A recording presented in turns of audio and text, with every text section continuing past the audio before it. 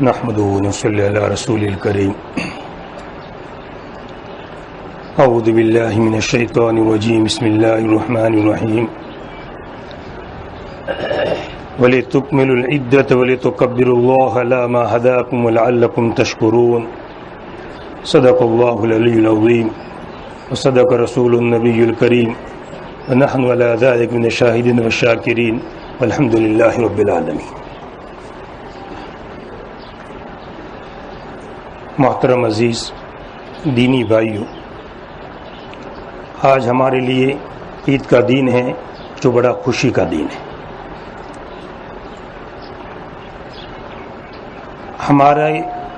ہمیں جو کہا جاتا ہے کہ مسلمان ہمیں کہا جاتا ہے، اور قوموں کے بھی ہر ایک کے کوئی نام ہے. کسی کو عیسائیت کہا جاتا ہے، کسی کو یہودی کہا جاتا ہے، ہر ایک کے کسی کو فارسی کہا جاتا ہے. مگر آپ ان الفاظ پر غور کریں گے تو آپ کو پتہ چلے گا کہ ان الفاظ کے ذریعے سے آپ کو یا تو قومیت معلوم ہوگی، یا تو ان کے مذہب کا بڑا ذمہ دار اور بڑا شخص ہے وہ معلوم ہوگا، یا وطنیت معلوم ہوگی. مثلا لفظ عیسائیت کے ذریعے سے حضرت عیسیٰ علیہ السلام کا پتہ چلتا ہے کہ ہم ان کے ماننے والے ہیں. یہودیت کے لفظ سے یہودا کا پتہ چلتا ہے کہ ہم یہودا کے خاندان کے ساتھ تعلق رکھنے والے ہیں. فارسیت کے لفظ سے پتہ چلتا ہے کہ ہم فارس اور فارس کے رہنے والے لوگ ہیں. تو جتنے بھی اور لوگوں کے الفاظ آپ دیکھیں گے تو پتہ چلے گا کہ کسی کا تعلق کسی قومیت کے ساتھ ہے، تو کسی کا وطنیت کے ساتھ ہے، تو کسی کا اپنے مذہب کے بڑے شخص کے ساتھ ہے. باقی ہمارا نام جو مسلمان رکھا گیا ہے، یہاں نہ کسی قومیت کا پتہ چلتا ہے، نہ کسی وطنیت کا پتہ چلتا ہے، نہ ہمارے مذہب کے کسی بڑے شخص کا پتہ چلتا ہے. مسلمان کا معنی ہے اللہ تعالیٰ کی فرمانبرداری کرنے والا، اللہ تعالیٰ کی اطاعت کرنے والا، اللہ تعالیٰ کے سامنے جھکنے والا. یہ سب سے پہلے نام حضرت ابراہیم علیہ السلام نے رکھا تھا، اور امت مسلمہ اس کو کہا گیا تھا، اور اس امت کا لقب مسلمان ہے، امت مسلمہ اس کو کہا جاتا ہے. تو ہمارا اہم پہلو ہے اللہ تعالیٰ کے سامنے کیا کر جانا؟ جھک جانا. اللہ تعالیٰ کے سامنے تابعداری اختیار کرنا، اللہ تعالیٰ کے تمام احکامات پر عمل کرنا. یہ لفظ مسلمان کا لفظ جو ہے یہ ہمیں اس کا پیغام دے رہا ہے کہ مسلمانوں، تمہیں لفظ مسلمان کیا کہہ رہا ہے کہ تم اللہ تعالیٰ کے کیا بن جاؤ؟ مطیع بن جاؤ، فرما بردار بن جاؤ. یہ آیت جو میں نے آپ کے سامنے تلاوت کی ہے، وَلِتُكْمِلُوا الْعِدَّةَ، اور تاکہ تم گنتی کو پورا کر لو. رمضان مبارک کے مہینے کے اندر جو روزے ہوتے ہیں 29 یا 30 جو بھی ہو، باقی یہ کہ اس کو 30 کہا جاتا ہے. چاہے 29 ہو تب بھی کیا کہا جائے گا؟ 30 کہا جائے گا. امین جانب اللہ تعالیٰ کی طرف سے رعایت ہو جاتی ہے، باقی روزے 30 شمار کیے جاتے ہیں. کوئی کمی کا اس میں کوئی سوال نہیں ہوتا ہے. تو جو بھی روزے 29 ہو یا 30 ہو، اللہ تعالیٰ فرماتے ہیں اپنی گنتی کو پورا کرو. ہو سکتا ہے رمضان کے مہینے کے اندر تمہیں کوئی سفر پیش آ گیا ہو، اور سفر کی وجہ سے تم نے روزے نہ رکھے ہو، یا کہ کوئی بیماری کا عذر پیش آ گیا ہو اور بیماری کی وجہ سے تم نے روزے نہ رکھے ہو، یا عورت کا مسئلہ ہے، حیض اور نفاس کا مسئلہ ہے، اس کی وجہ سے روزے نہ رکھے ہو. کوئی بھی ہو، اپنی گنتی کو پورا کرو. بعد میں تم قضا کر لو، اور قضا کر کے اپنی گنتی کو کیا کر لینا؟ پوری کر لینا. اپنی گنتی کو باقی مت رکھنا. حائضہ نفسا کے لیے بھی مسئلہ ہے. نماز کا مسئلہ الگ ہے کہ ان کو قضا نہیں کرنی پڑتی ہے، باقی روزی کی قضا ان کو بھی کرنی پڑتی ہے. وَلِتُكْمِلُوا الْعِدَّةَ، تاکہ تم گنتی کو کیا کر لو؟ پورا کر لو. وَلِتُكَبِّرُوا اللَّهَ، اور تاکہ تم اللہ تعالیٰ کی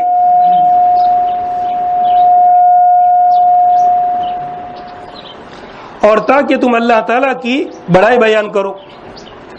اللہ تعالیٰ کی بڑائی بیان کرو. کیا مراد اس سے؟ امام شافعی رحمۃ اللہ علیہ نے اس کا مطلب یہ بیان کیا ہے، اس سے مراد یہ کہ اللہ تعالیٰ کی بڑائی بیان کرو، یعنی تکبیر تشریق پڑھو. اللہ اکبر، اللہ اکبر، لا الہ الا اللہ، واللہ اکبر، اللہ اکبر، وللہ الحمد. یہ تکبیر تشریق پڑھنا عید الاضحیٰ کے اندر بھی مسنون ہے اور عید الفطر کے اندر بھی مسنون ہے، آتے بھی اور جاتے بھی. ہاں فرق اتنا ہے کہ عید الاضحیٰ میں ذرا بلند آواز سے پڑھی جاتی ہے اور عید الفطر کے اندر ذرا آہستہ آواز سے پڑھی جاتی ہے. تو وَلِتُكَبِّرُوا اللَّهَ، تاکہ تم اللہ تعالیٰ کی کیا بیان کرو؟ بڑائی بیان کرو. تو اللہ تعالیٰ کی بڑائی ہمیں بیان کرنی ہے. تو عید کے اندر آ رہے ہیں، ایک خوشی کے موقع پر آ رہے ہیں، ہم کسی پر رنگ وغیرہ نہیں چھڑتے ہیں، کسی کی جय نہیں پکارتے، کسی کا نام نہیں لیتے ہیں، ہم صرف کس کا نام لیتے ہیں؟ ہے؟ ایک اللہ وحدہ لا شریک کا نام لیتے ہیں، اللہ اکبر اللہ اکبر، اللہ کی بڑائی بیان کرتے آ رہے ہیں کہ تمام جتنے دنیا میں بستے ہیں یہ سب کس کی مخلوقات ہے؟ اللہ تعالیٰ کی مخلوقات ہے، سب ہم متحد ہیں، سب ایک ہے، اپنی اجتماعیت کا ثبوت دیتے ہیں، ہم اس ذات کا نام لیتے ہیں کہ جس نے تمام لوگوں کو کیا کیا ہے؟ پیدا کیا ہے۔ تو یہ اللہ تعالیٰ کی کیا بیان کرنا ہے؟ تکبیر بیان کرنا ہے۔ اللہ ما ہداکم، اس چیز پر، اس طریقے پر جس کے اللہ تعالیٰ نے تمہاری رہنمائی کر دی ہے، وَلَعَلَّكُمْ تَشْكُرُونَ، اور تاکہ تم کیا ادا کرو؟ شکر ادا کرو۔ یہ دو کام بتائے گئے، اپنی گنتی پوری کرنا ہے، گنتی باقی ناقص نہ رہنی چاہیے، اور اللہ تعالیٰ کی کیا بیان کرنا ہے؟ تکبیر بیان کرتے رہنا ہے، تاکہ تم اس کام پر شکر ادا کرو کہ رمضان کا مہینہ مکمل ہو چکا، اور کبھی بالفرض کبھی کسی کا روزہ رہ گیا ہو تو اپنی گنتی تم کیا کر لینا؟ پورا کر دینا، اور اللہ تعالیٰ کی کیا بیان کرتے رہنا؟ تکبیر بیان کرتے رہنا، تاکہ تم شکر ادا کرو۔ ابھی رمضان کا جو روزے ہم پر فرض تھے، اور ماشاءاللہ تمام لوگوں نے سب ماشاءاللہ روزے رکھے، ابھی روزہ جو ہم پر فرض کیا گیا ہے، خود اس کی وجہ کلام اللہ میں ذکر کی گئی ہے، لعلکم تتقون، تاکہ تم کیا بن جاؤ؟ متقی بن جاؤ۔ اب یہاں پر لفظ کیا ہے؟ ولعلکم تشکرون، تاکہ تم کیا ادا کرو؟ شکر ادا کرو۔ ہم نے روزہ تم پر اس لیے فرض کیا تھا کہ روزہ رکھنے کی وجہ سے جو اندر کی گندگی ہے، اندر کی خرابیاں ہے، نفسیانی جو آلائش ہے، اس کو کیا کرو؟ ختم کرو۔ اب اس کو کی مثال سے سمجھیے ذرا، ایک برتن ہے، ہم اس کو کلئی کراتے ہیں، جیسے آپ دیکھتے ہوں گے جو اس پر کلئی، یعنی جو تانبے کے برتن ہوتے ہیں، پیتل کے برتن، اس پر کیا کی جاتی ہے؟ کلئی کی جاتی ہے۔ مگر کلئی کرنے کے لیے ایسا پہلے کیا کرنا پڑتا ہے؟ اس کو پہلے مانجنا پڑتا ہے۔ آپ جو کلئی کا کام کرتے ہیں آپ نے دیکھا ہوگا، پہلے اس کو اچھی طرح کیا کرتے ہیں؟ مانجتے ہیں اچھی طرح، برابر اس کو ادھر ادھر کے گویا کہ کپڑوں کے ذریعے سے، ادھر کی دوسری چیزوں سے اس کو برابر پتھروں سے، مٹی سے مانجتے ہیں برابر، اور مانجنے کے بعد اس پر کیا چڑھائی جاتی ہے؟ کلئی چڑھائی جاتی ہے، رنگ سفید چڑھائی یا کلئی چڑھائی جاتی ہے، کہ جس سے برتن بالکل کیا ہو جاتا ہے؟ کھل جاتا ہے، ایک دم روشن اور چمکدار ہو جاتا ہے۔ بس اسی مثال سے آپ سمجھیے کہ اللہ تعالیٰ نے ہم پر رمضان کے روزے فرض کیے، اے مسلمانوں تم پر روزے فرض کیے گئے ہیں تاکہ تمہارے قلب کو مانجنا ہے، تمہارے قلب کو مٹی کے ذریعے سے کیا کرنا ہے؟ مانجنا ہے۔ ہم نے وہ چیزیں جو تمہارے لیے حلال تھی مگر ہم نے اس کو وقتی طور پر کیا کر دیا ہے؟ حرام کر دیا ہے۔ تم کھانا نہ کھاؤ، تم پانی نہ پیو، تم اپنی بیوی سے نہ ملو، بہت ساری حلال چیزیں تھی مگر ہم نے کیا کر دیا؟ حرام کر دیا ہے۔ تو تقویٰ تو کیسے پیدا ہوگا؟ تقویٰ اس طریقے سے پیدا ہوگا جب آدمی یہ سوچے گا کہ حلال چیزیں میرے لیے حرام کر دی گئی ہے تو مجھے حرام سے کتنا بچنا چاہیے۔ تو جب آدمی یہ سوچے گا تو کیا پیدا ہو جائے گا؟ تقویٰ پیدا ہو جائے گا۔ تو یہ تو مانجنا ہوا، کس کے ذریعے سے؟ آلائشوں کو ختم کیا گیا۔ عبادتیں دو طرح کی، ایک عبادت فعلی ہوتی ہے اور ایک عبادت ترکی ہوتی ہے۔ عبادت فعلی کا مطلب کرنے کی چیزیں، نماز، رکوع کرو، سجدہ کرو، یہ کرو وہ کرو، تو عبادت فعلی ہے۔ حج کے اندر ہم جاتے ہیں، مینا میں جاؤ، عرفات میں جاؤ، کنکریاں مارو، یہ کرو وہ کرو، سب عبادتیں کون سی؟ عبادتیں فعلی ہے۔ مگر روزے میں عبادت ترکی ہے، کھانا نہ کھاؤ، پانی نہ پیو، یا کچھ کرنا نہیں ہے روزے میں، صبح سحری کر لی، سحری بھی نہ بھی کرے تو کیا فرق پڑتا ہے؟ کچھ ضروری نہیں ہے سحری کرنا، باقی مستون ہے سحری کرنی چاہیے۔ حدیث میں ذکر کیا گیا کہ سحری کے کھانے کے اندر کیا ہے؟ برکت ہے۔ جب سحری کرنی ہے، افطار بھی کرنا ہے، باقی کوئی لوازمات میں سے نہیں ہے۔ اگر کسی نے سحری اور افطار نہیں بھی کیا تو روزے میں فرق نہیں پڑتا ہے، مگر اصل روزہ کس کا نام ہے؟ ترک چیزوں کا نام ہے۔ کھانا بند کر دو، پینا بند کر دو، بیوی سے ملنا بند کر دو، تو عبادت کون سی عبادت ہے؟ ترکی ہے یہ۔ اچھا، تو روزہ فرض کیا اللہ تعالیٰ نے تاکہ قلب کیا ہو جاوے؟ اس کو مانج لیا جاوے۔ جب کھانا اندر نہیں جائے گا، پانی اندر نہیں جائے گا، عورت سے ملنا نہیں ہوگا تو اندر کیا ہوگا؟ اس کو قلب کی صفائی ہوگی، قلب کی رگڑائی ہوگی، برابر قلب کی رگڑائی ہوئی، اس کو مانجا گیا۔ اب رات کو کیا حکم دیا گیا؟ تم کیا کرو؟ تلاوت کلام کرو، قرآن شریف پڑھو، اور تم تراویح پڑھو۔ تراویح پڑھ کر کے جو تمہارے قلب کو مانجا گیا اور تمہارے قلب کو کیا کیا گیا؟ صاف کیا گیا ان آلائشوں کے ذریعے سے۔ اب اس پر کلام اللہ کو چڑھاؤ اور کلام اللہ کی کیا کر دو؟ کلئی کر دو۔ یہ کلام اللہ کے اس پر کیا چڑھائی جاتی ہے؟ قلب کے اوپر کلئی چڑھائی جاتی ہے۔ پہلے صاف کیا گیا، سب چیزوں کو بند کیا گیا تاکہ انسان کا قلب کیا ہو جاوے؟ صاف ہو جاوے، وہ میل کچل اندر کا دور ہو جاوے۔ اب میل کچل دور کرنے کے بعد اب اس پر کیا چڑھنا ہے؟ کلائی چڑھانا ہے۔ اب اس پر کیا چڑھائی گئی؟ کلام اللہ کے ذریعے سے، تراویح کے ذریعے سے کلائی چڑھی گئی۔ اب یہ قلب بالکل کیا ہو گیا؟ منزہ ہو گیا۔ اب 30 دن ہمارے اس طرح گزرے ہیں کہ بالکل ہمارا قلب کیا ہو چکا ہے؟ منزہ ہو چکا ہے۔ یہ جو پورا مجمع یہاں پر جمع ہوا ہے اسی قلب کے منزہ ہونے کی وجہ سے، وہ قلب میں جو کلی چڑھ گئی ہے اس کے شکرانے کے طور پر یہ سب لوگ یہاں پر کیا ہوئے ہیں؟ جمع ہوئے کہ اس کا اللہ تعالیٰ کا کیا کیا جاتا ہے؟ ذکر کیا جاتا ہے۔ یہ خالی روزے کا مسئلہ نہیں ہے، نماز کے اندر بھی مسئلہ ہے کہ نماز کے بعد بھی اللہ تعالیٰ کا ذکر کیا جاتا ہے.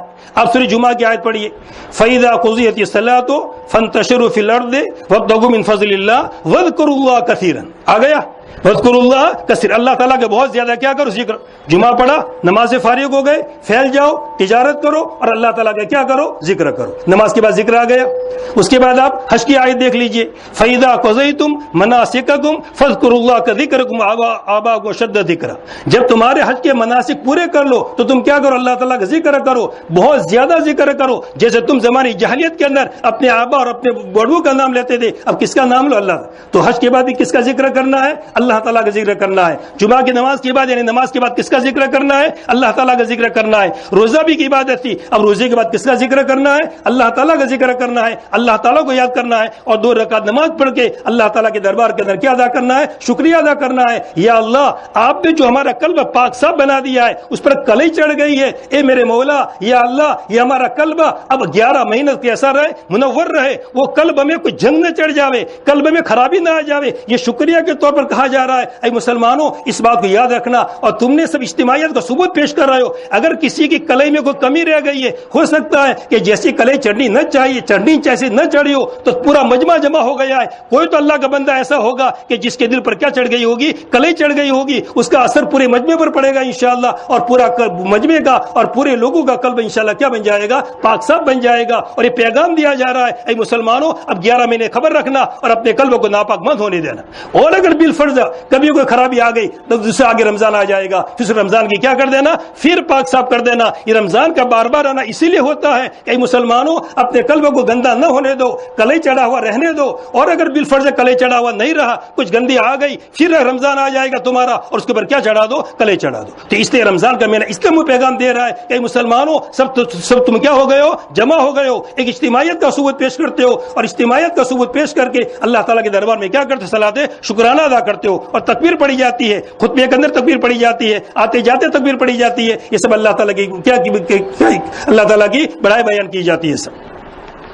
اچھا, اب عید کا خلاصہ کیا ہے, عید کے اندر کیا چیزیں اہم ہیں. عید کا جو خلاصہ ہے, دیکھیے, عید ایک خوشی کا دن ہے, ایک تہوار کا دن ہے. تو اللہ تعالیٰ نے دونوں چیزوں کی رعایت کی ہے. ایک طرف دین کا بھی لحاظ رکھا, شریعت کے قانون کا بھی لحاظ رکھا, اور طبیعت کا بھی لحاظ رکھا, دونوں چیزوں کا لحاظ رکھا.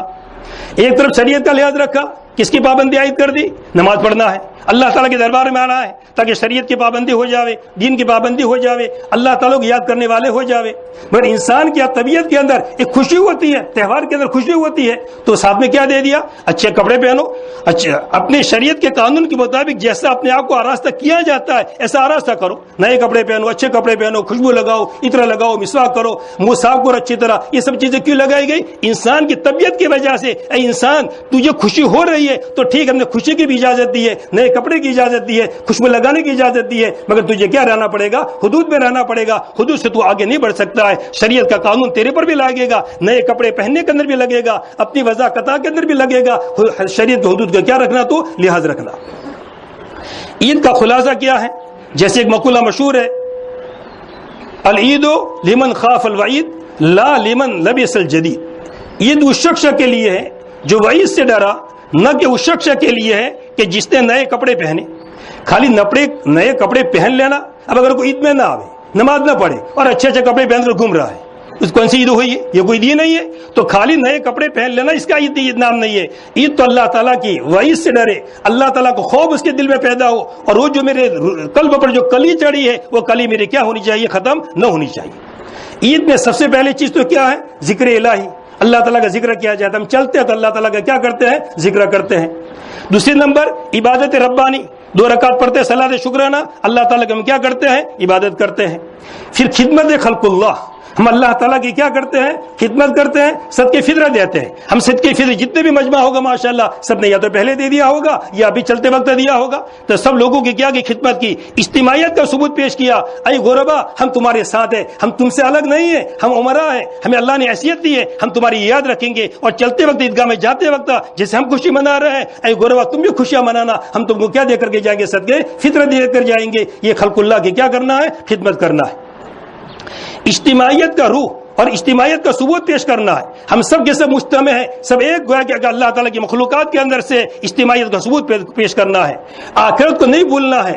اور عید کے دن ایک کام مسنون یہ بھی ہے کہ عید کے بعد لوگ کہاں پر جاتے ہیں؟ ماشاءاللہ قبرستان میں جاتے ہیں, یا تو قبرستان سامنے ہی پورا, لوگ یہاں پر ماشاءاللہ فاتحہ پڑھتے ہیں, کچھ چیزیں پڑھ کر کے اپنے مردوں کو ایصال ثواب کرتے ہیں. تو یہ ایصال ثواب کرنا اور قبروں پر جانا اسی لیے ہے تاکہ آدمی کس کو نہ بھول جاوے؟ آخرت کو نہ بھول جاوے. جیسے حدیث میں ذکر کیا گیا, جو آدمی 25 دفعہ اللہم بارک لی فی الموت وفی ما بعد الموت 25 دفعہ یاد کرے گا, روزانہ 25 دفعہ موت کا تذکرہ کرے گا اور موت کو یاد کرے گا, اگر اس دن اس آدمی کا انتقال ہو گیا تو کس میں لکھا جاتا ہے؟ وہ شہداء میں لکھا جاتا ہے. کتنا بڑا رتبہ ہے. تو یہ مردوں کو ایصال ثواب, یہ دن مسنون ہے کہ عید کے بعد مردوں کو کیا ایصال ثواب کیا جاوے.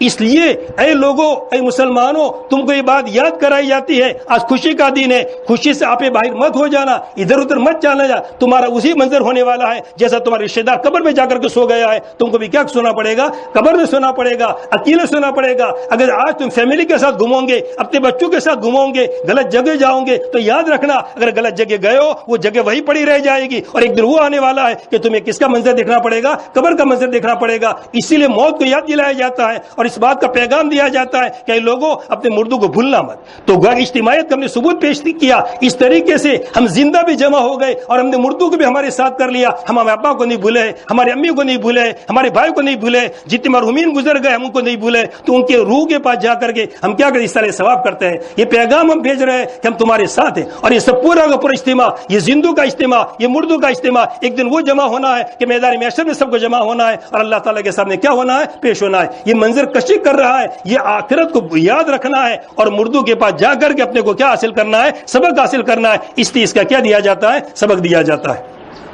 اچھا, اب آپ مردوں کے پاس پہنچتے ہیں تو یہاں پر میسج جیسے میں نے داخل ہوا تو فوراً کیا دعا لکھی ہوئی ہے؟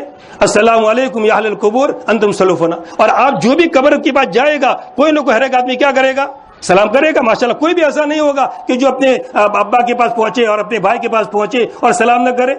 تو آپ کو یہ دیکھنا ہے, ہم مردے کے پاس گئے, وہاں تو ہم نے سلام کیا اور ہمارا زندہ بھائی ملتا ہے تو ہم سلام کرنے کے لیے تیار نہیں ہے. یہ کیسی بات؟ مردے کو جو جواب نہیں دے گا وہ, ہاں حدیث میں ذکر کیا گیا ہے مردے کو سلام کیا جاوے, اور اس حدیث میں ذکر کیا گیا ہے اللہ تعالیٰ اس وقت جب کہ سلام اس کو کیا جاتا ہے مردے کی روح کو واپس کی جاتی ہے اور مردہ سلام کا کیا دیتا ہے؟ جواب دیتا ہے. تو ٹھیک ہے, مردوں کے سامنے سلام کرنا ہے تو زندوں کو بھی سلام کرنا ہے. ہم راستے میں آتے جاتے, گھروں میں جاتے وقت ہمیں سلام کو کیا کرنا ہے؟ زندہ کرنا ہے. تو گویا کہ ان چیزوں کی توجہ رکھنی ہے. اللہ تعالیٰ ہمیں ان باتوں پر عمل کرنے کی توفیق نصیب فرماوے. وقت ہو چکا ہے, اب مختصرا نماز کا خالی طریقہ سن لے تاکہ نماز کبھی کبھی آتی ہے, آدمی کے ذہن میں نہیں رہتا ہے. اللہ تعالیٰ ہمیں ان باتوں پر عمل کرنے کی توفیق نصیب فرماوے.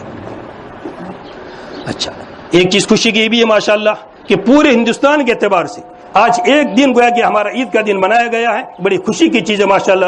کچھ جس صاحب کے سامنے نوعیت تھی کہ کیا ہوا تھا, مگر میں نے جیسے بیان کے اندر بھی کہا تھا, رات کے بیان کے اندر بھی کچھ غفلت تھوڑی سی ہماری بھی ہوتی ہے. ہم چاند کے دیکھنے کے اندر جیسے اہتمام چاہیے ایسے اہتمام نہیں کرتے ہیں. اس کی وجہ سے ہمیں رمضان اور عید کی تو فکر ہوتی ہے, باقی بقیہ مہینوں کی ہم فکر نہیں کرتے ہیں. تو ہمیں شعبان ہی میں علم نہیں ہوتا ہے کہ آج کون سی تاریخ ہے. جب شعبان کی میں صحیح تاریخ کا علم نہیں ہوتا ہے تو رمضان میں گڑبڑ ہوتی ہے, پھر شوال میں گڑبڑ ہوتی ہے. یہ سب اس لیے ہم تمام ساتھی اس کی کوشش کریں. اور اسلامی تاریخ کا یاد رکھنا فرض کفایہ ہے. اگر کوئی بھی یاد نہیں رکھے گا سب گنہگار بنیں گے. اس لیے ہمیں چاند کے دیکھنے کا تمام مہینوں میں انتظام کرنا ہے تاکہ شعبان میں گڑبڑی نہ ہو. جب شعبان میں گڑبڑ نہیں ہوگی انشاءاللہ تو رمضان بھی صحیح ہوگا انشاءاللہ, اور شوال بھی ہمارا کیا نکلے گا انشاءاللہ برابر. جیسے دفعہ دیکھیے میں نے پہلے سے کچھ لوگوں کے یہاں بھی, میں نے آپ کے یہاں بھی فون کیا, سارود بھی کچھ لوگوں کو میں نے کہا دیکھو چھوٹی مسجد والے وہاں بالکل دریا کنارے رہتے ہیں اور اچھا دکھتا ہے وہاں سے, دیکھنا سب ماشاءاللہ دیکھا سب لوگوں نے رمضان کے اندر بھی. اس دفعہ بھی ماشاءاللہ دیکھا, خیر نظر نہیں آیا اتفاق وہ الگ مسئلہ ہے. باقی دوسری جگہ اور سب نے کوشش کی ماشاءاللہ, تو کئی تو نظر آ گئے اللہ کی فضل سے. اس کا نتیجہ ہے اللہ تعالیٰ میں صحیح کام کرنے